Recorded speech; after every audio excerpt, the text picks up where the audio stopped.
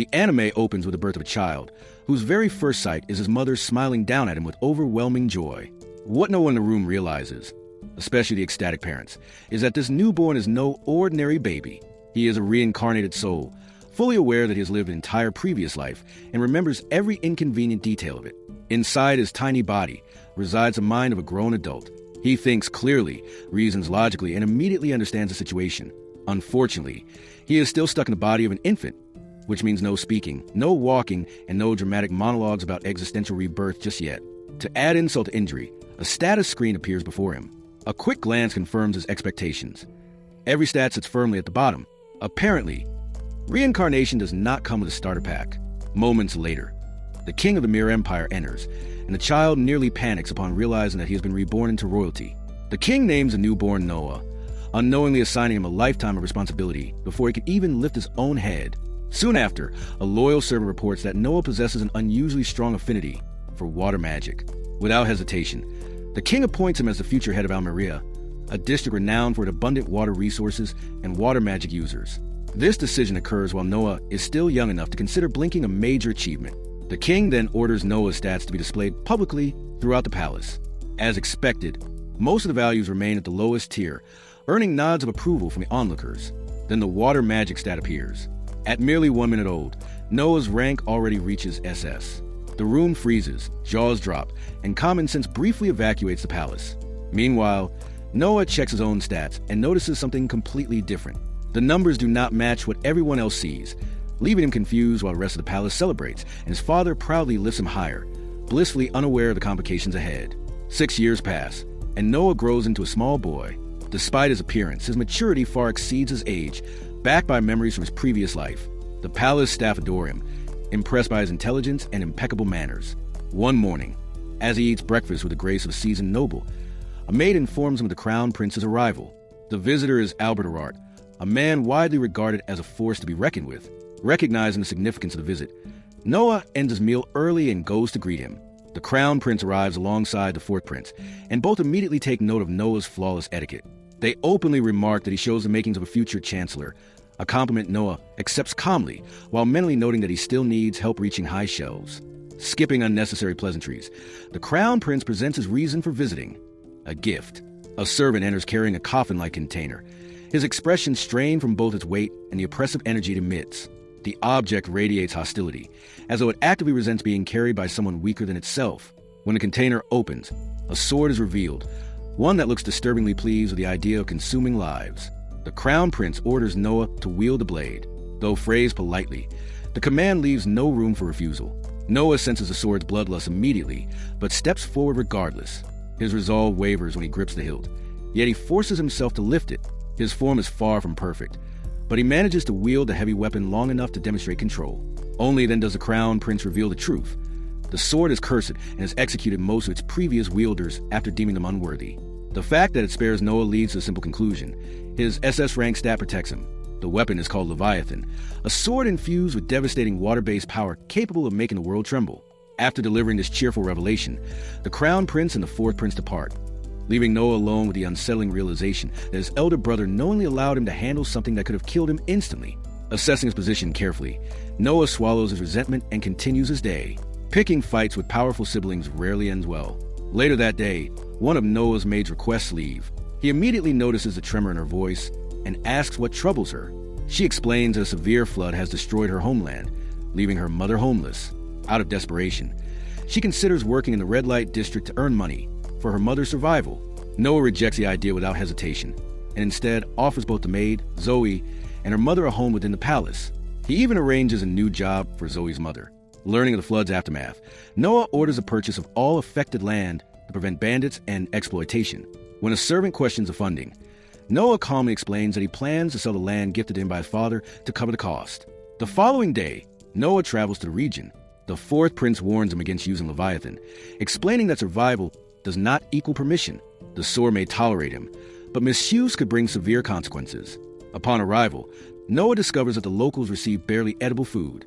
Those in charge secretly skim ingredients for profit, turning relief efforts into a personal business. Noah's sense of justice ignites, and for the first time, rage overtakes him. He confronts the man responsible, who, unaware that the child before him is a prince, responds with arrogance. That ignorance seals his fate. Noah summons Leviathan and demands its power.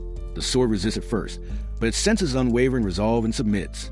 In a single decisive strike, Noah decapitates the corrupt official, sending terror through soldiers and peasants alike. Realization spreads quickly. They stand before royalty. Everyone kneels.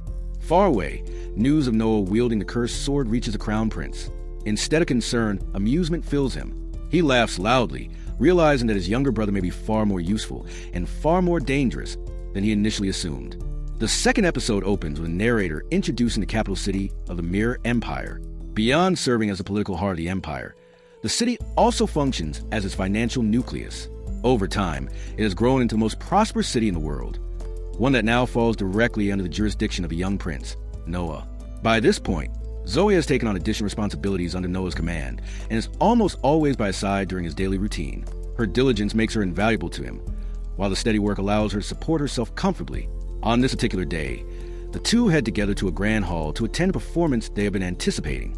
The event is a singing performance by a young woman named Aliki.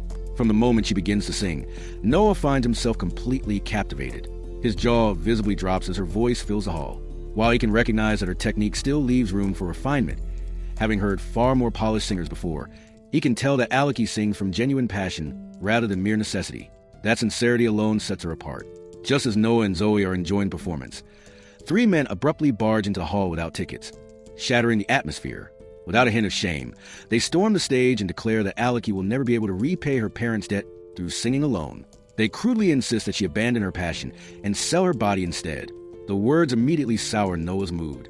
Not only are they cruel, but they also interrupt his moment of peace. He steps down toward the stage and calmly announces that demanding repayment of a parent's debt from their child is illegal under imperial law. The men, unaware of his identity, respond with arrogance, mocking him and telling him to run back to his mother.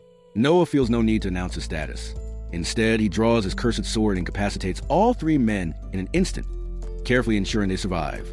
Terrified both physically and emotionally, the men scramble out of the hall, shouting desperate threats that they will return.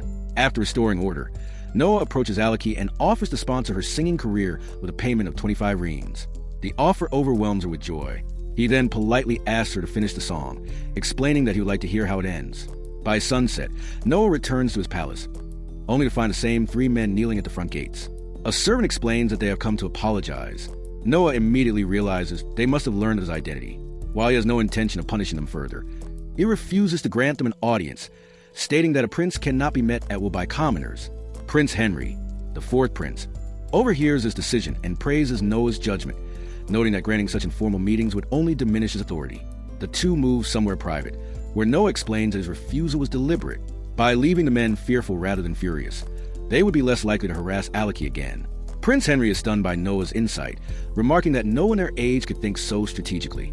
He compares Noah to his peers, Frank and Gary, who are the same age but far less capable. Noah privately reflects that Frank and Gary are his half-brothers, born of a different mother. Shifting the conversation, Prince Henry admits that what impresses him most is Noah's mastery over the cursed blade Leviathan. Once a national treasure that no one could wield, it now obeys Noah completely. When Noah casually summons Leviathan out of thin air, Henry momentarily loses his composure. Noah explains that the sword can shrink itself and be hidden within a sleeve, one of its many functions. Prince Henry is left in genuine awe, convinced that Noah is truly exceptional. Together, they head toward a royal gathering. Along the way, they encounter the same men from the concert once more, bowing repeatedly in hopes of forgiveness. When one of them loses his temper, Noah suppresses him instantly using Leviathan's power, explaining to Henry that even small portions of the sword's strength allow him to do such things. At the party, Noah's entrance draws immediate attention. Despite his young age, his elegance and composure astonish the assembled nobles. This time, instead of concealing Leviathan, he openly wears it. When questioned, Noah announces the sword's name and reveals that it was a gift from the crown prince himself. The revelation excites the room, until one noble scoffs, claiming the blade must be a replica. Before Noah can respond, Leviathan erupts in fury, releasing a dark aura that grips everyone present by the throat. Panic spreads instantly. Noah calmly suppresses the sword and orders it to stand down, having sensed that it was enraged on his behalf. Rather than fear, the nobles are left even more impressed by how completely Noah has tamed the cursed weapon.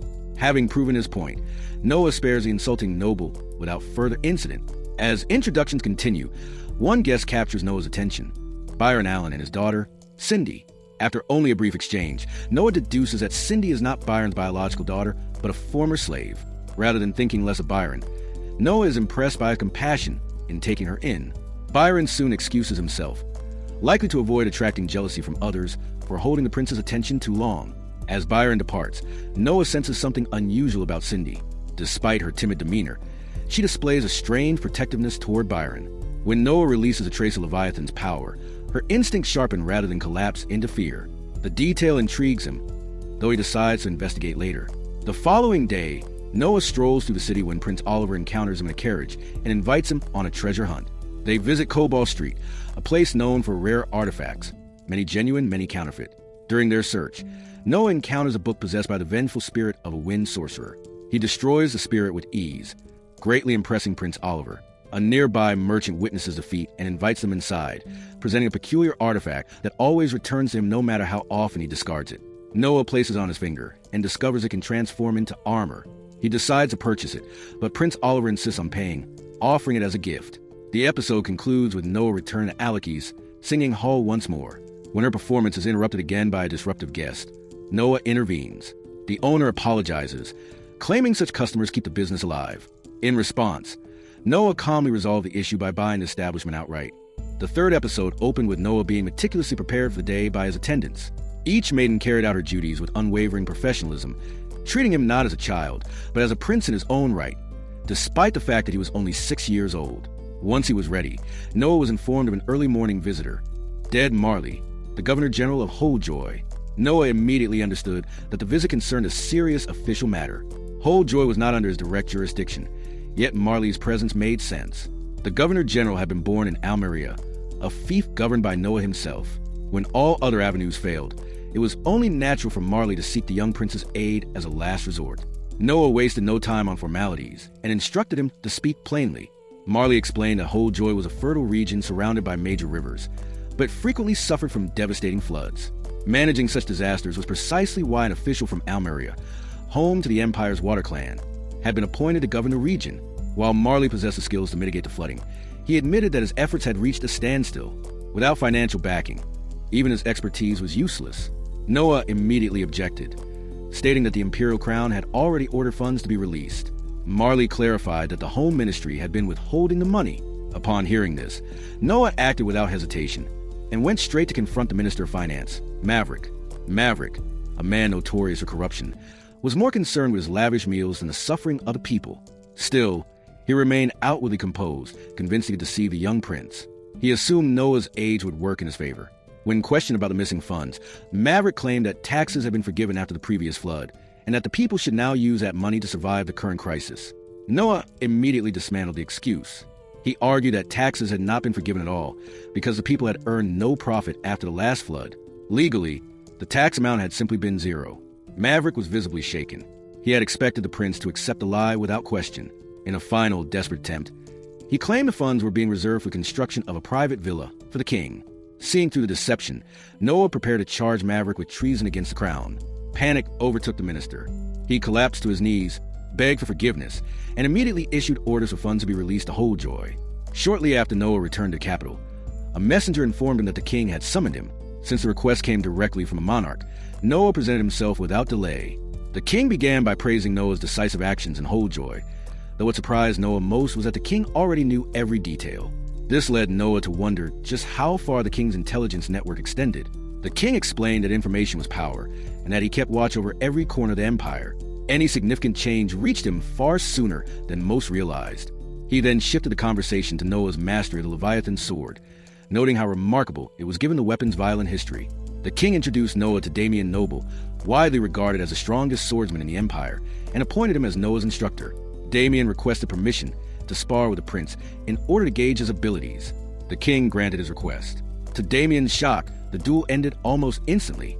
Noah defeated him with ease, as the Leviathan sword transferred the accumulated techniques of its former wielders directly to him. Admitting defeat, Damian reported that while Noah's physical strength and speed were those of a child, his technique rivaled that of a veteran knight. He concluded that he had nothing left to teach the prince. Impressed, the king appointed Noah as the chief judge of the empire's annual knight selection examination. The event allowed any swordsman from any region to compete, and was one of the empire's most celebrated traditions. Victors were granted knighthood and promoted rapidly within the military due to their proven skill. Noah's first decree was that the regional preliminary rounds would also be held in the capital under his direct supervision. He did not trust regional judges, believing their decisions could be arbitrary or biased. He feared that a truly talented individual might be eliminated before ever reaching him, and he refused to allow such waste. Later, while speaking with Zoe in his mansion, she mentioned that a knight from her village also wished to compete. However, traveling to the capital every year was prohibitively expensive. This revelation made Noah realize that many capable candidates were being excluded simply due to financial hardship. Determined to remove this barrier, Noah summoned his servant Dylan and ordered that all competitors, regardless of origin, would have their travel, lodging, and basic expenses covered by the crown. He then contacted Byron, a merchant he had previously met, and hired him to provide food for all participants upon their arrival in the capital. When Noah reviewed the expenses, he noticed that Byron was charging far less than expected and confronted him about it. Byron admitted that the reduced cost was a gesture of gratitude toward the 13th prince. Noah rejected the explanation, stating that merchants never acted without motive, and demanded the truth. Byron confessed that a separate examination was being held to recruit palace staff, and he wished for one of his girls to secure a position. Noah immediately understood the implication. Having someone inside the palace would grant Byron early access to sensitive information, which could be leveraged for profit. Noah stated that he had no objection and promised to put in a favorable word with the judges. Overwhelmed with gratitude and impressed by Noah's insight, Byron knelt and pledged his loyalty, requesting permission to operate his business under Noah's crest. Noah agreed, but made it clear that betrayal would not be tolerated under any circumstances. Later that day, while returning to the palace in his carriage, Noah sat in silence, intently reviewing his status window. He reflected on how one of his attributes had increased after recruiting Byron, only to be jolted moments later by an unexpected change. To his shock, one of his stats had decreased. After a brief but careful analysis, Noah concluded that the cause could only be trouble in Almeria, the city under his direct governance, and the very reason he had been awarded his first S rank in the first place. Recognizing the urgency of the situation, Noah immediately instructed Zoe to have the driver change course and head straight for the king's palace. He believed the matter could not afford even a moment's delay. Upon meeting the king, Noah reported that something was seriously amiss in Almeria. His concern was quickly validated when one of the king's advisors confirmed that a small-scale rebellion had broken out in the region. The king then asked whether Noah intended to suppress the rebellion himself. Noah declined, explaining that he lacked real battlefield experience. Even if he were to emerge victorious, he feared that unnecessary casualties would be inevitable. Instead, he requested that one of his elder brothers lead the campaign, assuring the king that he would provide support in any way possible. Noah specifically recommended his brother Henry, believing him to be the most suitable for the task. The king agreed and ordered that Henry be summoned at once. Later, as Noah and Henry traveled together toward the affected region, their convoy was ambushed by rebels wielding water magic. Leviathan detected the enemy's presence first, allowing Noah to react without hesitation. He swiftly subdued the attackers, ensuring they were incapacitated but left alive for interrogation. From them, Noah learned that the core of the rebellion consisted of a large contingent of cavalry. Noah immediately recognized a strategic weakness in this revelation. Almeria possessed very few war horses, and supplies of horse feed were already limited. With this advantage in mind, he acted the very next day. Noah ordered Byron to purchase every available supply of horse feed throughout Almeria. Such a move would inevitably incite panic among the rebels, as their cavalry would soon find itself unable to sustain its mounts. With citizens owning few horses of their own, the rebels would have no viable means to replenish their dwindling resources. The 5th episode opens with Noah kneeling before the king near a fountain within the palace grounds. The king informs him that the captured prisoners have finally revealed the truth. According to their confession, they had been sent specifically to target Noah and intended to use him as a bargaining chip. The king remarks that what truly impressed him was not merely this revelation, but the fact that Noah had managed to overpower all the guards on his own and successfully detain each of them for questioning. However, the king adds that it is unfortunate how little information the prisoners actually possessed. Beyond their mission to capture Noah, they knew nothing of the larger rebel organization behind the plot. The conversation then shifts to Noah's recent decision to cut off the supply of horse feed in Almeria. The king praises this choice, stating that it was both strategic and humane. He explains that while cutting human rations would have been a more direct way to cripple the rebels' forces, it would inevitably have endangered innocent lives. Desperate for food, the rebels' first targets would have been the homes of ordinary Almerian citizens. Noah finds himself once again impressed by the king's insight, especially given that the plan has not yet been fully carried out. Byron has only just been assigned to secure the horse feed supply, yet the information has already reached the throne. The speed at which such details travel strikes Noah as almost ominous, though he keeps his unease to himself and does not voice it before the king. Concluding that Noah has demonstrated exceptional intelligence, loyalty, and capability, the king decides he must be rewarded. As a mark of royal favor, Noah is granted permission to bear a sword engraved with his crest, the crest of the 13th prince. In an empire that prides itself on martial prowess, such an honor carries immense weight. Using a sword insignia without explicit permission is considered a capital offense, punishable by death. Noah expresses his gratitude for the honor bestowed upon him and respectfully takes his leave. With the audience concluded, he departs to meet Byron, intending to receive an update on the situation surrounding the horse feed in Almeria. Byron reports to Noah that he has gathered all the intelligence necessary to carry out their plan. He explains that the operation will be relatively easy, feasible, and highly effective, and he confirms that this approach is indeed the best course of action against the rebellion. However, Byron cautions the prince that the rebellion's leader is Carfin, a tenacious man who will not surrender easily. While the strategy may cripple the rebels, Byron stresses that their plans will never be fully undone unless Carfin himself is eliminated. This warning prompts Noah to consider an alternative strategy, but his thoughts are interrupted by the unexpected arrival of one of his maids, someone who has no reason to be involved in matters of warfare. She apologizes for the intrusion and urgently informs him that a critical situation requires his immediate attention. A soldier, gravely wounded, has arrived at the gate and is demanding an audience with the 13th prince. Judging the severity of the situation, Noah agrees to see him and heads to the gate alongside Byron and the maid. There, they find a soldier from Almeria who has come to report the rebellion has broken out in Noah's fief. Although this information is not new to Noah, he recognizes the danger the soldier must have faced to deliver the message.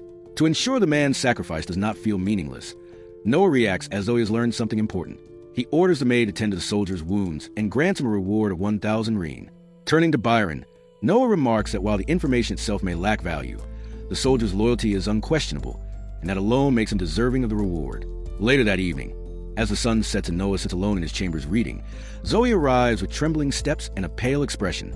Noah immediately notices her distress and asks what is wrong. She extends her hands to reveal a small bottle filled with liquid and confesses that a suspicious man has ordered her to mix the poison into Noah's drink. The plan, she explains, is to incapacitate him so that he can be captured. She adds that refusal would mean her death. Noah calmly asks why she did not simply comply with the order. Zoe replies that she cannot bring herself to betray him, as he is the one who saved her mother and her village. Moved by her loyalty, Noah writes her a check as a reward for her devotion to the crown. Then, to her shock, he instructs her to proceed with the plan anyway. She is to give him the poison and hand him over to the rebels. Noah explains that this will allow him to infiltrate their ranks and extract critical information about their leader, even if it means risking his own life. Zoe follows the prince's orders, and Noah later regains consciousness inside a carriage. Anticipating such a situation, he has already reduced the size of his sword and concealed it, preventing the rebels from confiscating it. To his advantage, they have also overlooked his ring. Using his magical relics, Noah frees himself and reveals his presence. He quickly realizes his captors are nothing more than expendable lackeys, unlikely to possess any meaningful knowledge of the rebellion. Disappointed but decisive, he dispatches them one by one, wielding his sword with precision, skillfully evading and parrying their attacks. Within moments, every rebel lies defeated. Shortly afterward, Zoe arrives with a large contingent of guards, eager to assist in any way possible. By then, the fighting is already over, and the guards move in to secure and imprison the fallen rebels. During the cleanup, one guard discovers a sword that appears highly suspicious.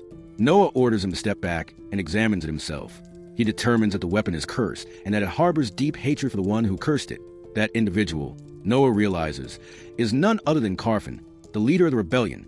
Drawing upon the power of his Leviathan and the cursed sword, Noah pinpoints Carfin's location. From an unfathomable distance, he unleashes a powerful projectile of magic that strikes Carfin directly in the head, ending the rebellion at its source. Although Noah does not publicly announce Carfin's death, the following day the king congratulates him on eliminating the rebel leader. Noah is once again taken aback by how swiftly the king has learned the event. The means by which such information reaches the throne remains a mystery to him. In the aftermath of Carfin's fall, it takes little time for Noah's brother to track down and imprison the remaining rebels, bringing the uprising to a definitive end. Soon afterward, a royal court is convened, with the king himself presiding as judge to determine the fate of those who dare to rebel against the crown. The king declares that the prisoners are to be drawn and quartered, a sentence that entails mutilation followed by execution as punishment for high treason. The assembled court regards his verdict as entirely appropriate for criminals who challenge the authority of the high crown.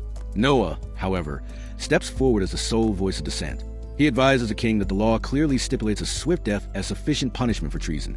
He further argues that allowing a motion to override established law undermines the authority of the crown and invites future defiance. When the king considers Noah's reasoning, he is unable to find fault in it. Impressed by Noah's wisdom and courage in standing before him, the king reflects that while any of his sons might have challenged him, none would have done so for the sake of justice itself. Moved by this realization, the king bestows upon Noah the title of the Wise, declaring that from that day forward, he shall be known throughout the kingdom as Noah the Wise. Noah expresses his gratitude, and once the formal proceedings conclude, he is summoned again to speak privately with the king. During their discussion, the king inquires about Noah's plan for judging the annual night selection examination. In response, Noah demonstrates that his ring can repel any attack directed at him. He explains that, in the first round, he intends to evaluate the knight's aptitude by measuring how close their attacks can come to him before being deflected. The king remarks that the method is both effective and dangerous. Noah acknowledges the risk and states that he is fully prepared to accept any consequences that may arise. As the day draws to a close, the king withdraws to a secluded chamber alongside his confidant, the prime minister. There, he reflects on an ancient legend that warns the true seal of the Leviathan must never be broken. Yet, despite the warning, the king confides a suspicion that if Noah were the one to break it, the outcome might be extraordinarily beneficial for the kingdom. The 5th episode opens with the night selection exam already underway. It is described as the Empire's largest annual examination, attracting participants from every corner of the realm, all hoping to rise suddenly in status and enter higher society. The kingdom hosting the event is identified as the Mirror's Kingdom, an ancient name meaning warrior. The narration explains that the nation takes immense pride in producing some of the world's finest fighters and is globally renowned for maintaining one of the strongest militaries in history. Because of this reputation, the event holds tremendous importance. It allows the Empire to recruit talented warriors regardless of their social background, offering commoners a chance at advancement while simultaneously strengthening the kingdom's military ranks. This year's exam proves especially unusual because it is personally judged by the 13th prince, Noah. The judging method is unconventional. He sits calmly at the center of the stage, sipping tea while contenders approach one by one and attempt to strike him with their full strength. Each attack, however, is effortlessly stopped by a magical shield generated from Noah's ring before the challengers can even get close. One participant even attempts fire magic, yet the result remains unchanged. Noah does not flinch and emerges completely unscathed. As sunset approaches, Noah begins to suspect that no truly worthy candidate will appear that day. Just then, a female knight steps forward for her trial. Drawing her sword, she thrusts forward with all her strength. The shield rises to protect Noah as usual, but for the first time, her attack pierces through it, accidentally injuring him. His guards immediately seize her, assuming malicious intent. After all, they argue that even if she had been instructed to attack, a knight should possess enough control to halt once the shield breaks. Spectators begin whispering that severe punishment is inevitable and that her career may already be over. Despite the injury, Noah orders the guards to release her. He states that he believes the incident is an honest mistake. He further explains that he has never established a fixed criterion for passing the exam. However, since she is the only candidate to penetrate his defenses completely, he declares that she passes with distinction. After the day's event concludes, Noah summons her to his office. There, she formally introduces herself as Shirley Grants, still unable to accept that she will face no punishment. She repeatedly asks what sentence awaits her, but Noah calmly reiterates that none will be given. On the contrary, he admits that he is impressed by her aptitude as a knight. Curious, he asks her to repeat the same thrust attack. Though reluctant, she complies. This time, however, the shield easily withstands a strike. Noah clarifies that earlier he had intentionally used a weaker shield formed with minimal magic to identify exceptional talent. Had he wished, he could have blocked the attack effortlessly. Realizing this, Shirley understands that Noah is far from an ordinary prince. Noah then appoints her as his personal knight, explaining that her fierce dedication earns her the opportunity to rise in rank, and that loyalty is the quality he values above all else. Their discussion is interrupted when a doctor arrives to treat Noah's wound. While the physician works skillfully, Shirley watches with fascination. Noticing her curiosity, Noah asks what interests her. She explains that her home village is extremely poor, with most residents illiterate, and she has never seen wounds treated in such a refined manner. The doctor confirms that this situation is common in impoverished regions where access to proper healthcare and education is limited. After hearing this, Noah assigns Shirley her first task. She is to gather the most diligent and intelligent individuals from her village and bring them to the city. The doctor will train them as apprentices, so they can eventually provide medical care back home. The gesture deeply moves Shirley, who nearly breaks into tears as she realizes how dramatically this could improve her village's future. The following morning, Shirley awakens in the palace and is greeted by Zoe, who asks how she slept. Shirley replies that although the room is luxurious, it still feels unfamiliar, making restful sleep difficult. Nearby, palace maids begin gossiping about whom Prince Noah might eventually marry. Zoe attempts to ground them in reality, pointing out that the prince is still quite young. The others disagree, arguing that royalty often marry early and that Noah already carries himself with striking maturity. They notice Zoe blushing while speaking about him and tease her about harboring feelings for Prince.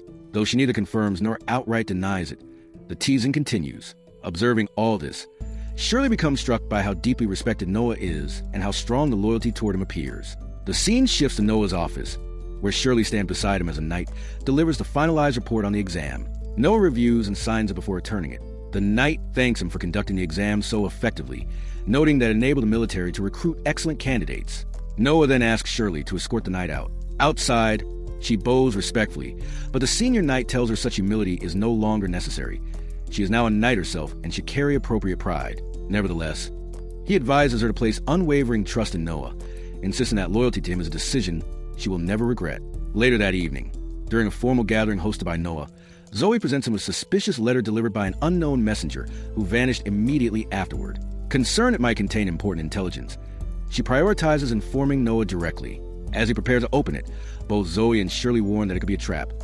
Even Noah's sentient sword, Leviathan, appears alert. Noah proceeds anyway.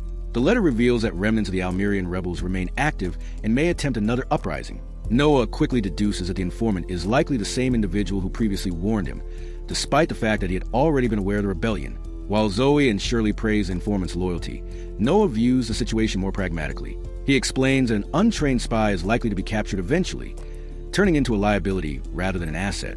Realizing his brother Henry is nearby, Noah assigns him to suppress the rebels. Soon afterward, confirmation arrives that the rebels have been defeated, though the informant was captured beforehand and reportedly tortured into unconsciousness. Noah immediately orders Zoe to send word to Almeria that this man's loyalty is invaluable to the crown and that every possible resource must be used to save him. Shirley recognizes that, strategically, the informant may possess little useful intelligence, yet Noah still prioritizes his rescue. She begins to see him as a strict yet compassionate leader, someone she feels increasingly determined to serve faithfully. The next day, Noah visits Cobalt Street in search of rare artwork.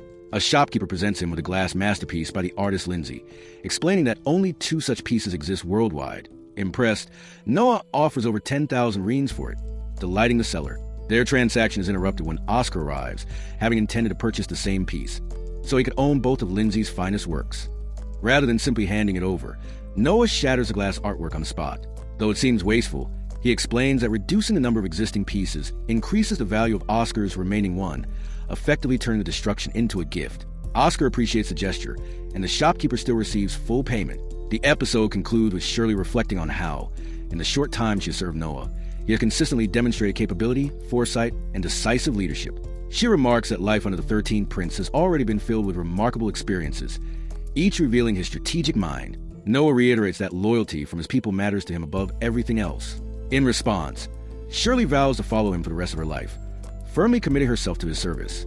The 6th episode begins with Noah enjoying his meal over a grand table alone, with his maidens present in the room to serve him should he need anything. He is now 12 years old, and since it is his 12th birthday, he is reportedly receiving many gifts from the people he has served as a prince.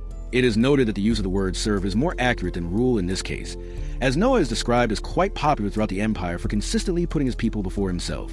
One of the maidens reportedly cannot help but gaze outside in awe at the massive number of people who had traveled long distances just to present gifts to Prince Noah. Noah explains to her that the process naturally takes time because he cannot simply accept a gift without scrutiny, since it could potentially contain poison or anything else intended to harm royalty. He adds that it is therefore essential to obtain a complete background history of anyone from whom he is receiving a gift. Zoe clarifies that, on the previous occasion, the process had taken nearly a week due to the overwhelming number of people wishing to offer him gifts. This situation is presented as evidence that Noah is considered a worthy prince, and a highly popular one as well. He is also said to have gained additional fame as a man who has mastered the cursed sword Leviathan. He then proceeds to his daily duties at the Ministry of Military Affairs, where he now serves in ministerial capacity, and where Prince Henry and General Rice are reportedly waiting for him. They inform Noah about the conditions in the south, particularly regarding an ongoing rebellion. General Rice is said to be scheduled for dispatch with a large number of soldiers in order to suppress the rebellion swiftly while minimizing casualties. Noah asks the general how many soldiers he will be taking with him truly to the battlefield, a question that reportedly makes the general visibly uneasy, though he attempts to conceal it. Prince Henry then asks Noah what he means by truly. Noah explains that it is a common corruption tactic among generals to register more soldiers than are actually deployed to the battlefield, allowing him to secure excess expedition funds that often end up in the general's personal possession. Upon realizing that his scheme has been exposed, the general reportedly falls to his knees in apology, while Prince Henry reacts with visible fury. Noah, however, does not treat the matter as a grave sin, and simply instructs the general to provide the accurate number of soldiers he intends to deploy. He further states that if additional funding is genuinely required for the troops, he would willingly authorize the necessary amount. Later that day, Noah is reported to be heading out in his carriage with Henry, who asks him about the battlefield, noting that Noah has no experience whatsoever in actual combat situations. Henry reportedly explains that since Noah excels at nearly every other aspect of princely duty, it is about time he gained some battlefield experience as well. Noah reflects on how princes are usually sent to the battlefield much later in life, given their importance to the imperial crown. However, he acknowledges that there are exceptional circumstances in which a prince may be summoned earlier if the imperial crown specifically demands it. Prince Henry reassures Noah that he will be fine, reportedly pointing out that Noah has already mastered the Leviathan sword, and that such participation would likely earn him greater recognition among the people. Despite this clear encouragement, Noah is said to remain unenthusiastic about joining the battlefield. He informs his brother Henry that he would depart immediately if the imperial crown formally requires it. However, it is indicated that his reluctance stems from a different concern. Not fear the enemy, but fear betrayal. Noah reflects privately that many princes born into the imperial family die in infancy. Officially, these deaths are often attributed to sickness or rare diseases, but he believes the truth is frequently different. He reportedly considers that princes and princesses are often eliminated by others within the imperial court who seek power for themselves or act out of jealousy. In his view, the battlefield provides an ideal opportunity to stage such a death while attributing it to enemy forces. Consequently, Noah does not wish to risk his life in that manner, and instead intends to continue serving the people for as long as possible. Soon, their carriages are interrupted by several slave children who throw themselves in front of them, prompting the drivers to stop immediately. A herd of strong elder men then approaches, intending to take the children back, as they are clearly slaves. Noah steps out of the carriage and asks the men whether they possess valid licenses to conduct slave trading. Slave trading is indeed legal in these times, but it is governed by strict rules and regulations meant to ensure a certain degree of safety for the slaves themselves. One such requirement is holding a proper slave trader license, which these men clearly lack. The men reportedly threaten Noah, warning that they will confront him if he continues interfering, as they do not realize he is a prince. Noah accepts the challenge and, using his cursed Leviathan sword, reportedly subdues them immediately. However, one final trader emerges from an alleyway and, rather than resorting to violence, calmly states that he knows who Noah is. He further claims that the slave traders, including himself, are working directly under the command of the first prince. This revelation reportedly unsettles Noah momentarily. Not only has this man recognized him up close, but he has also publicly declared an association with the first prince. Noah understands that if he acts against him, it may appear to the public that he is directly opposing the first prince, potentially fueling damaging rumors about the imperial crown. Conversely, letting them go would imply that the first prince is involved in illegal activities.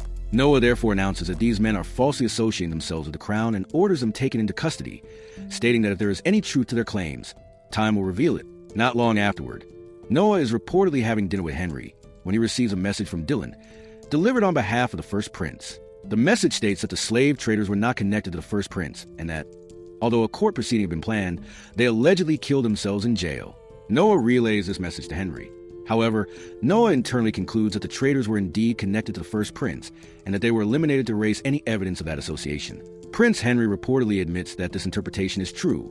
Although he claims he had no involvement in the first prince's illegal activities, he also acknowledges that he did nothing to stop them and confesses that he feels internally relieved.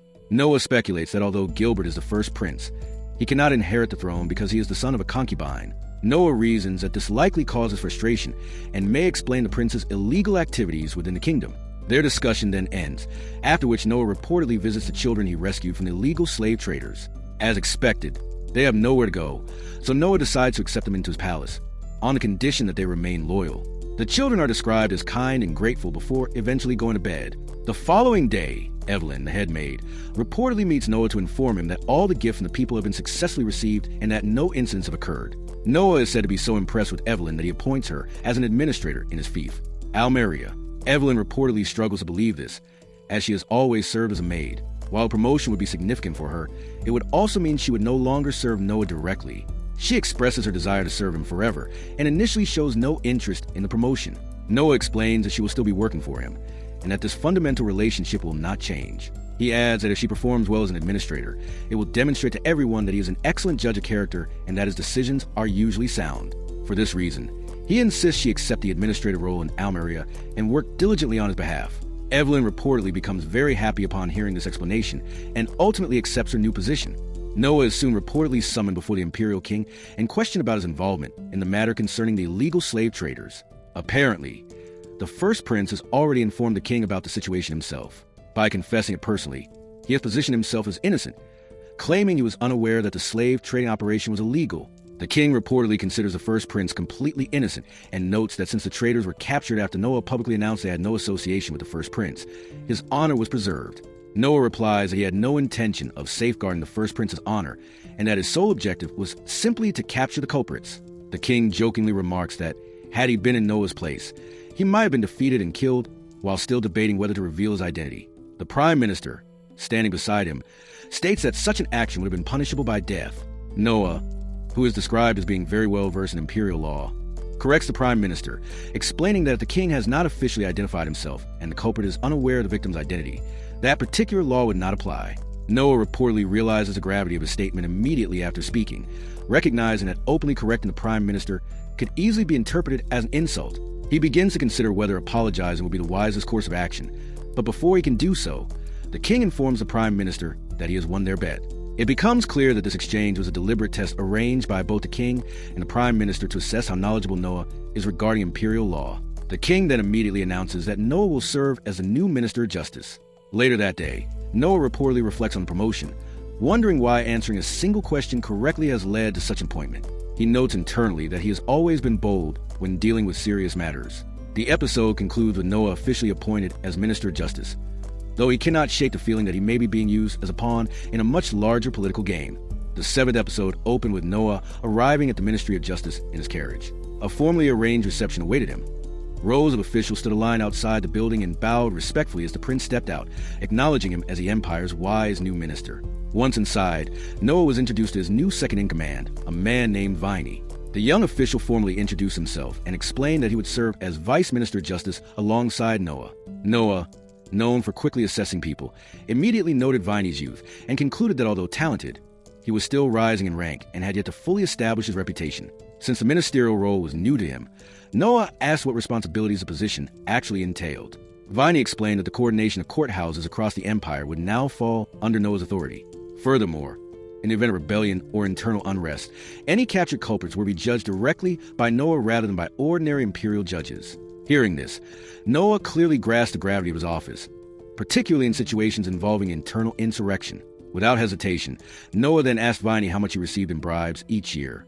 The blunt question visibly startled the young vice minister, who had not expected such directness. His first instinct was to deny everything outright. However, Noah's social awareness made it obvious that he did not believe the denial. Calmly, he assured Viney that the conversation would remain confidential and that no repercussions would follow if he spoke honestly. Reassured, Viney admitted that he accepted a few hundred reins annually in bribes, though only in minor disputes where either outcome could be justified. He stressed that he never accepted bribes in murder cases, reasoning that such interference could provoke retaliation from wrong parties, a risk he was unwilling to take. After listening, Noah wrote Viney a check for 5,000 reins and instructed him to stop accepting bribes altogether. Surprisingly, Viney declined the money. He stated that he was already deeply impressed by Prince Noah's integrity and promised to abandon the practice voluntarily. Despite this pledge, Noah remained slightly skeptical. While Viney's words sounded sincere, the prince was not yet fully convinced that the young vice minister's habits would change so easily. Later that night, to celebrate Prince Noah's new position as Prince Minister of Justice, his brother, Prince Oscar, arranges a grand dinner party for him. Noah still cannot believe himself to be in this position, so he asks Oscar what the reason could be for him becoming the second Prince Minister after his brother Henry. Oscar gives a rather laid-back answer, saying he thinks there's not much more to aside from the king adoring the young Prince Noah. Noah, being thoughtful, reflects that it could simply be the king's personal bias, which is certainly a possibility. However, he proposes a different theory to Oscar. Noah reminds him that many years ago the empire nearly collapses because of the crown prince system. According to that system, the eldest son of the king is destined to become king at some point, but this leaves the remaining princes without real authority or regional control, which leads to instability. That is why the empire now gives different princes jurisdiction over different regions, ensuring they all play a role in governing the empire. Noah believes these positions are merely tests meant to measure each prince's aptitude for eventually becoming king. This revelation startles Prince Oscar, who rises in amusement, realizing it would mean the king is considering Noah, along with Henry, as a potential successor. Almost immediately after this realization, one of Oscar's informants arrives and reports that the king intends to appoint Oscar as the next Prince Minister of the Ministry of Finance. Oscar excitedly tells Noah this confirms his theory. The king is assessing the brothers' capabilities to determine who best fits the throne. He adds that Noah will soon be formally established in his ministerial role as well. Noah, however, does not receive the news enthusiastically, not because of increased competition, but because he believes the king is alienating Crown Prince Albert. Despite being Crown Prince, Albert holds no official ministerial position and has remained Crown Prince for far too long. Noah concludes that appointing the younger brothers as ministers seems like the king is sending Albert a clear, harsh message that he will never become king. Meanwhile, the Knights of the Empire raid a group of men and arrest 167 people. The Prime Minister informs the King of the Empire that, according to the intelligence gathered, these people are acting under Prince Albert's orders and are attempting to apprehend or kill the king so they can make Prince Albert the new ruler of the empire. The king reflects that it seems Prince Albert can no longer wait to reign. However, he considers both Albert and Gilbert unworthy of the crown. The individuals he is actually considering are Noah, Oscar, and Henry, believing anyone would suffice as long as they can overcome the trials he intends to place before them. As Minister of Justice, news of the attempted attack on the king reaches Noah, making it his responsibility to order punishment and investigate the matter. After only a brief review of the situation, Noah understands what is truly happening. All the captured and accused men are close allies of Albert, which makes it clear that Albert wishes to become king as quickly as possible, especially now that 3 of his brothers serve as prince ministers. Noah finds himself in a difficult position regarding the decision. According to imperial law, insurrection is never to be forgiven, whether led by royalty or a commoner. This would mean Prince Albert should be cut from the waist as punishment for attempting to overthrow the king. However, Noah recognizes that such an action would cause a major scandal across the empire and lead to political instability, particularly since, although the captive men are associated with Albert, there is no concrete evidence directly linking him to the plot. That alone would give many people reason to protest. Not long afterward, Noah is summoned to the king's chambers, where he announces a punishment for the captured people while deliberately excluding Albert from the discussion. He declares that the leader of the rebels should be held fully accountable for organizing the uprising and should have his body sliced down the middle from the waist, while the remaining followers are to be executed. The king expresses his approval of Noah's reasoning, stating that he understands why taking action directly against Albert will be harmful for the empire, and he tells Noah that he continues to have high hopes for his decision-making abilities. After his meeting with the king, Noah heads back to his palace, only to discover that the 2 front guards have been brutally killed. However, one of them, drawing his last breath, informs the prince that the intruders are still inside. Noah rushes in without hesitation, intending to deal with the enemies swiftly, and he succeeds. He subdues them and ensures they do not commit suicide, so they can later be questioned. Viney reports that the remaining insurgents are either killed or have taken their own lives, preventing them from being captured. Noah realizes these men belong to Albert and concludes that Albert clearly wants more power in the empire. He understands that Albert is aware the empire cannot easily punish him, so he will likely continue these attacks until his demands are met. For the time being, Noah decides he needs an excuse to avoid leading the investigation toward Albert. He deliberately injures himself and officially claims a wound is inflicted by the intruders, allowing him to be executed without an investigation that might implicate Albert. The next morning, Noah meets the king, who is evidently aware of what Noah has done to protect Albert, but acts oblivious and asks whether the intruders must have been highly capable to injure him. Noah briefly thinks the king knows everything, yet chooses to pretend otherwise. Nevertheless, he plays along with the official version and claims his own carelessness allows the weaker foes to land a blow. The king then walks with Noah and speaks about the fragility of the situation regarding the selection of an heir. Noah proposes a solution to reduce Albert's aggression toward the empire, granting the role of Prince Prime Minister. In this arrangement, Oscar, Henry, and Noah will report directly to Albert, satisfying his desire for authority without making him emperor. The king initially reacts with anger and does not consider it a good idea. However, instead of openly lashing out, he calmly remarks that Noah's injury has not fully healed and suggests it's affecting his judgment, then begins to walk away. Noah stops him and clarifies that although Oscar, Henry, and he would formally report to Albert, they would retain the option to bypass him whenever necessary. This would ensure the emperor remains directly informed about the kingdom's affairs, while allowing Albert to maintain an illusion of power. This reasoning strikes the king as convincing, and he ultimately agrees to proceed with the proposal. The 8th episode begins with Noah being taken into a new secret chamber of the king, where he comes across a strange artifact concealed in a box. After opening the small box, he discovers a ring that clearly has a great deal of magical power emanating from it. The danger does not drive the brave Noah away.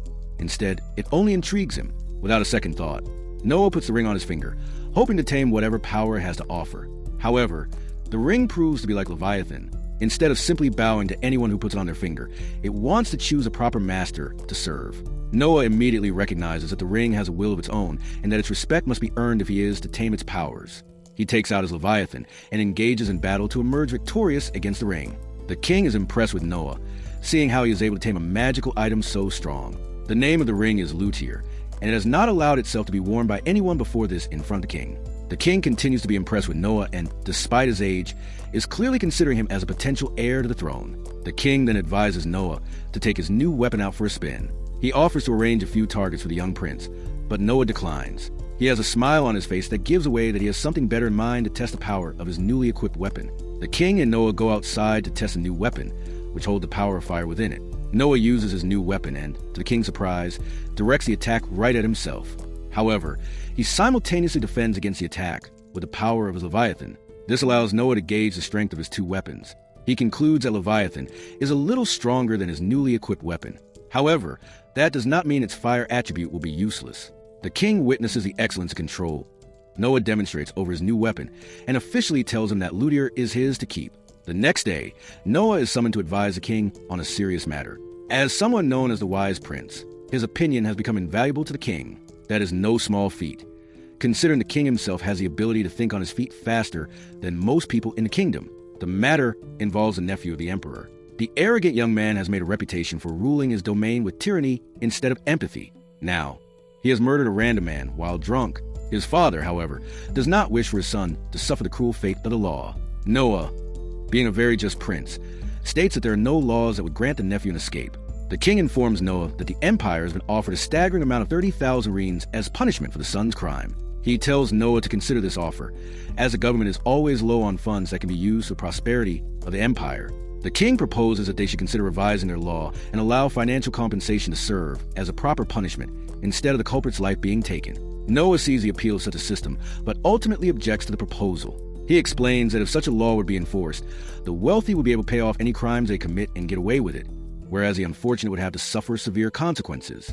This could potentially set the empire up to face rebellion. Noah proposes that while it may be true they need funds, there must be other ways to acquire them rather than enforcing an unjust law like this. The king admits a flaw in his proposal and agrees with Noah. As a reward for correcting him, the king offers Noah an honorary position as his advisor. This sparks an idea in the young prince. He proposes that people should be given an opportunity to become honorary knights under the empire by paying a certain amount to the government. Noah reasons that there are many people who have more money than they know what to do with. Such people desire honor more than wealth and would waste no time in accepting an offer like this. The king is once again impressed and praises Noah for his proposal, just as he's been doing for the past 7 episodes. The king then brings his son Oscar, and Noah takes his leave. As he heads toward the carriage, he notices that some of the Empire's scientists are fascinated by the hole he tore open in the ground with his weapons. One of them is led astray by curiosity and ends up falling into it as well. Noah provides a large sum of money for the man's recovery and goes on his way. Inside his carriage, Noah realizes that he can have Leviathan and Luthier fight each other in the form of Pokemon-like creatures. Luthier is especially competitive, but that does not help him much, as Leviathan is the stronger of the two. They fight multiple times, and each time Leviathan emerges victorious. However, after several attempts, Luthier eventually manages to defeat Leviathan once. Noah realizes that as they continue to rage in battle, both weapons are growing stronger, which in turn increases his own stats as their owner. Zoe is particularly impressed by this feat and wonders if Noah can continue getting stronger simply by having his weapons fight against each other. He replies that it is not that simple. According to him, they have leveled up for now only because they were entirely new opponents to each other. Making them continue to fight will not yield any fruitful results.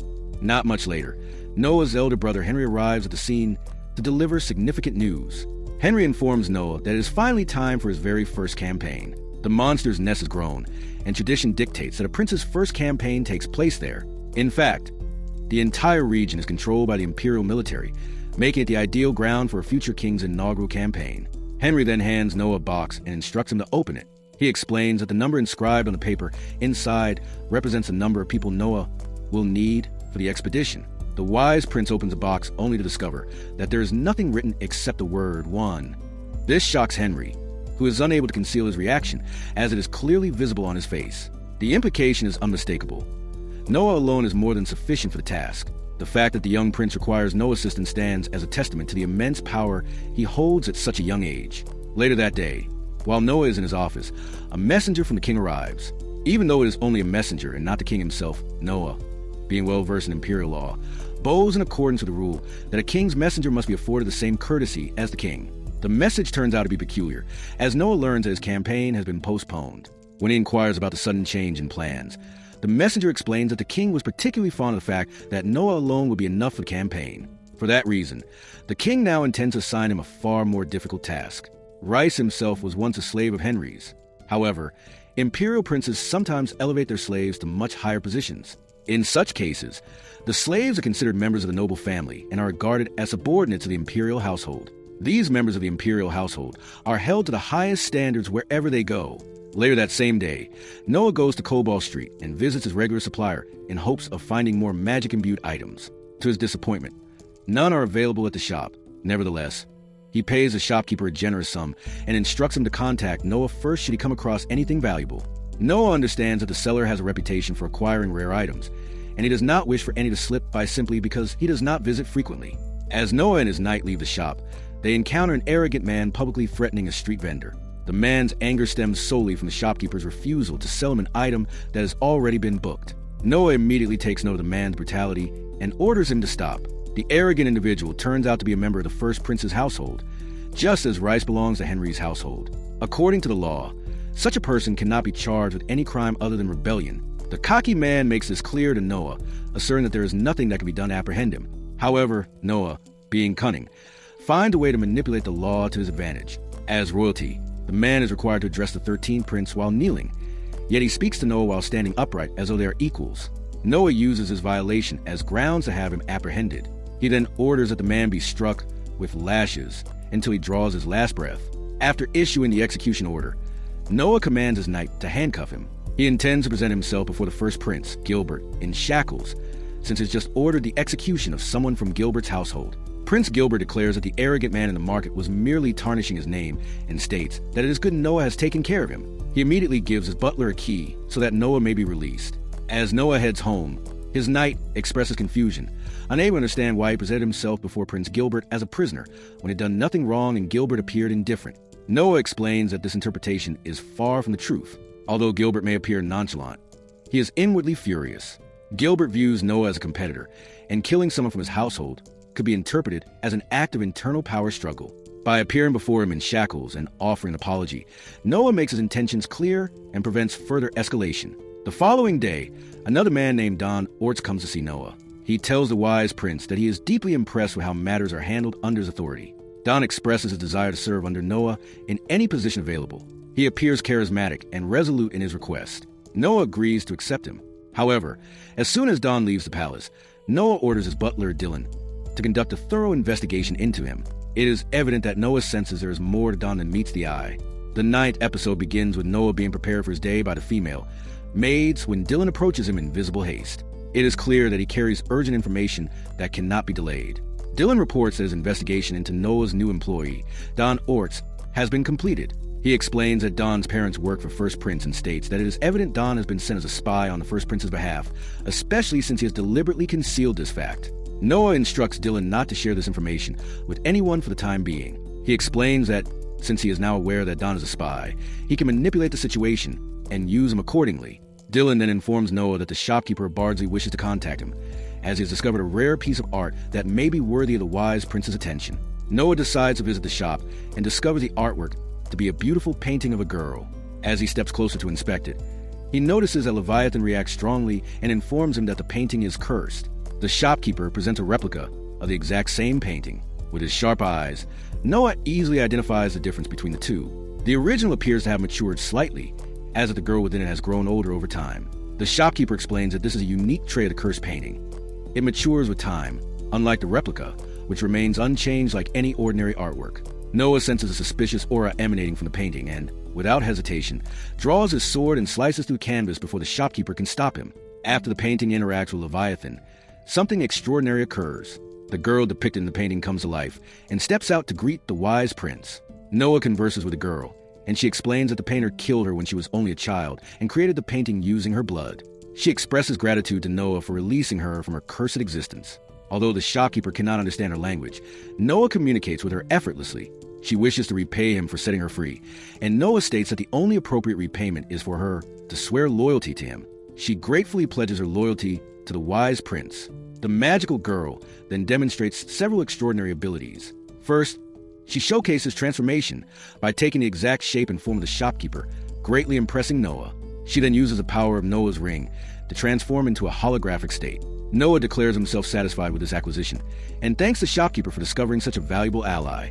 He states that he is willing to pay whatever price the shopkeeper sets for the artwork, and the deal is concluded. Later, Noah proceeds to his office, where Byron Allen arrives to meet him. Byron brings numerous expensive gifts as a gesture of gratitude. He reports that the girl he sent to serve under the Emperor 6 years ago has risen to the rank of attendant. The girl, named Ada, was personally selected by Noah because he recognized her ability to please the Emperor. This explains Byron's lavish gifts as an expression of thanks. Byron expresses hope that Ada will soon rise to the rank of wife. However, he acknowledges that she must first become a concubine before she can attain such a position, though she can never become empress, as that position has long been occupied. Noah warns Byron to remain vigilant, explaining that every attendant aspires to become a wife of the Emperor and that the competition is ruthless. He describes the palace not as a place for humans, but as a den of hungry wolves. He advises that Ada must be carefully protected at all times if she is to achieve her ambitions and remain safe. Realizing the full political implications, Byron becomes unsettled and returns home immediately to plan his next move. Afterward, Noah hands a letter to Zoe, instructing her to deliver it to his mother, whom he meets only once a year. He intends for his mother to understand that he considers himself Ada's guardian, signaling that she should support Ada's rise within the palace. Such advancement would elevate Byron's status and, in turn, increase Noah's power, as Byron remains loyal to him. Zoe expresses amazement at Noah's strategic thinking. Noah states firmly that politics always take precedence over emotions within the imperial family, adding that those without hunger for power are destined to be devoured. Seemingly at random, Noah asks Zoe about her mother's well-being. She replies that her mother is fine, but mentions that when she closes the palace gate at night, she sometimes feels as though someone is lurking nearby. She admits it may simply be her imagination. Noah instructs her not to share this suspicion with anyone, explaining that he has a plan to determine whether the threat is real. Later that night, Zoe's mother is attacked by a mysterious figure, who is revealed to be Don, the spy recently hired by Noah. However, it is soon disclosed that the woman is not Zoe's real mother, but Huwa in disguise. She remains unharmed, as ordinary physical attacks have no effect on her. Noah speculates that Don believed Zoe's mother had discovered his activities, and therefore attempted to eliminate her. For the time being, Noah instructs Zoe and her mother to leave the palace for their safety. Meanwhile, Noah orders Huwa to monitor Don, only to discover that Don is betrayed and stabbed by the very person who originally hired him. Rather than abandoning him, Noah rescues Don and takes him to a remote house far from the palace. He informs Don that his betrayal proves he has failed in his mission as a spy for Gilbert. Don expresses deep regret, stating that he had no choice and apologizing for betraying Noah. He admits his astonishment at the wise prince's ability to uncover his schemes. Noah decides to grant Don a second chance as a loyal subordinate. Don eagerly accepts, recognizing that he has no future elsewhere. Noah observed that his own status increases after recruiting Don, interpreting this as proof of Don's genuine pledge of loyalty. As a newly devoted subordinate, Don reveals information that deeply unsettles Noah. Noah promptly arranges an audience with the Emperor to report the alarming news. He informs the Emperor that the wine he has been receiving from Prince Gilbert is poisoned. On its own, the wine is harmless, but when consumed alongside Dragon's Claw, it becomes lethal. Since eating Dragon's Claw with the wine is a ritual performed to honor the ancestors alongside the Crown Prince, such a combination will result in both the Emperor's and the Crown Prince's deaths.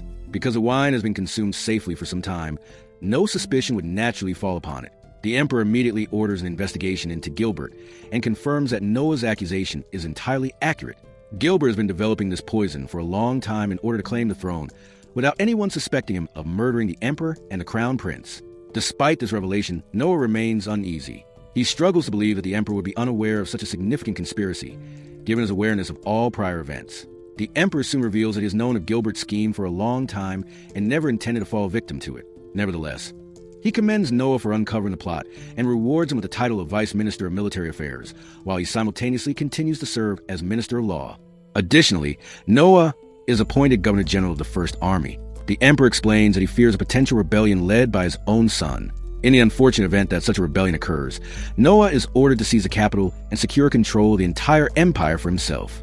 The 10th episode begins with Albert and Noah standing before the Emperor himself in his chambers. The first prince, Gilbert, has recently been apprehended for conspiring against the crown, and considerable evidence shows that he planned not only to have the emperor killed, but also the crown prince, Albert Ararat himself, which would ensure that Gilbert becomes king. Albert proposes that Gilbert be executed as soon as possible for conspiring against both the crown and the king. Noah also agrees that, according to imperial law, execution is a punishment for anyone who goes against the king. However, he also points out that none of Gilbert's plans had any real-world effect, as he was apprehended well before he had the chance to do anything at all. Therefore, the entire situation could also be considered attempted murder, and the laws indicate that he might not be sentenced to death, but instead to life in prison. These are the two punishments suitable for the traitor. Noah proposes a more lenient life sentence because, at the end of the day, Gilbert is still the emperor's son, and the emperor might have a soft spot for him. A life sentence would ensure that Gilbert continues to live without posing a threat to the crown. However, Noah is surprised to learn that the emperor has given the handling of the execution to Albert, who has no intention of sparing the traitor for conspiring against both the crown and himself. When Albert leaves the room, the king thanks Noah for presenting the option to spare Gilbert, but explains that he has no need for it, demonstrating that the emperor is indeed a man capable of setting aside his emotions when necessary. The emperor then openly states that he wants Noah to take control of what was once Gilbert's fief. However, Noah declines for the sake of his own safety. He considers the possibility that the other princes might begin anonymously reporting against him, just as he reported against Gilbert, in hopes of bringing him down. The harsh reality is that all the princes are actively competing for crown, and appointing him as a lord of a new region would establish him as a frontrunner, while also announcing to everyone that Noah was the one responsible for bringing Gilbert down. The emperor is astounded by the insight shown by the young Noah, and declares that it is time for Noah to start thinking about getting married. He explains that the first wife of a prince is chosen entirely for political gain, and that Noah will have no say in the matter. Noah does not fight his fate. The proposal the emperor makes is that Noah should marry the granddaughter of the renowned Lightning Prince. Noah does not bother asking the girl's name or any other irrelevant details, such as how she looks. He is well aware that this is a correct political move and agrees to it without a second thought. Even at the ripe age of just 12, he thinks like a true emperor. Later that day, when Noah heads back to his home, he witnesses a distressed servant begging him to make his death quick. The servant is Don, the same man who once informed Noah about Gilbert's scheme. Don had previously served Gilbert, and it is obvious that he has known about Gilbert's schemes for a long time. Because of that, Don believes that he is just as much a part of the conspiracy, convinced that he deserves punishment under imperial law. He pleads with Noah to execute him, and only asks that the death be swift. Noah responds by telling Don that while it is true he had been involved in conspiracy, it is also true that he is the one who exposed it. Instead of punishing him, Noah declares that he will reward Don with a sum of 10,000 rein. Don becomes deeply grateful to Noah, and Noah gains yet another loyal subject in his service. Afterward, Noah informs Zoe that her mother is no longer in danger, explaining that the person who had attempted to murder her is now under his direct command. Later that same day, Noah strolls through the empire on foot and comes across a girl who makes a living by taking on as many men as possible in fights and defeating them. Eventually, one man challenges her, and everyone expects her to win as usual. However, the exact opposite happens when the man manages to take her down and declares that the girl now belongs to him. Noah then points out something that no one else seems to have noticed. He reveals that the man had secretly used a numbing drug on the girl with the help of someone from the crowd in order to win the fight unfairly. Without revealing that he is a prince, Noah exposes the man's scheme in front of everyone. Furious at being exposed, the man hastily decides to take out his frustration on Noah. However, his attempt proves useless, as Noah summons the mighty Leviathan and easily overpowers his arrogant opponent. The man eventually flees the scene, promising that he will return to take revenge for the humiliation, still unaware that Noah is actually a prince of the empire. Noah then takes the girl somewhere safe. When she wakes up, she finds herself lying on a bench. Noah asks her why she had been doing what she was doing, explaining that it is extremely dangerous to openly challenge anyone to a battle, especially when there are people around who might not fight fairly. The girl explains that she had come here for this year's night selection exam.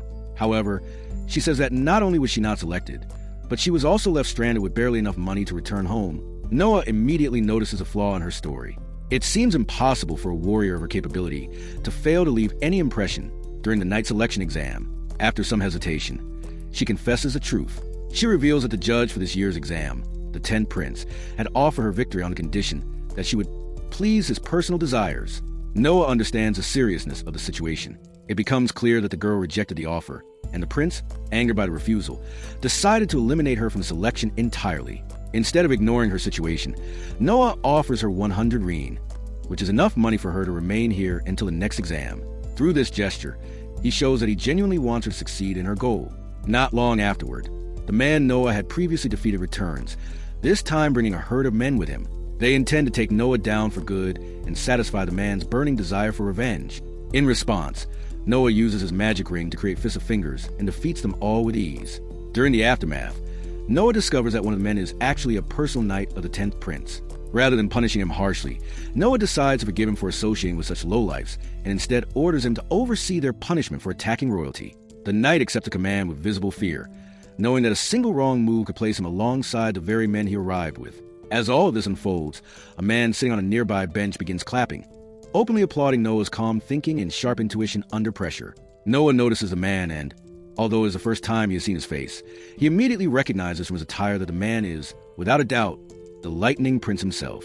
Realizing that the man outranks him, Noah wastes no time in bowing respectfully. The Lightning Prince is no ordinary man.